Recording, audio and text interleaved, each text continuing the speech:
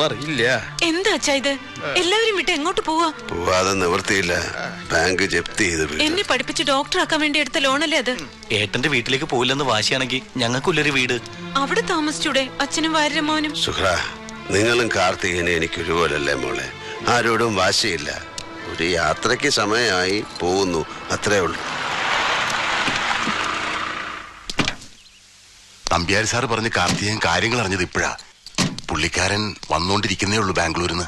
എന്നോട് ഉടനെ അച്ഛനുമായി വീട്ടിലേക്ക് പോകാൻ പറഞ്ഞു. ബാക്കിയൊക്കെ പുള്ളി വന്നിട്ട്. ശേഖരനും ഞാനും ബന്ധുക്കളാവാൻ പോകുന്നവരാ.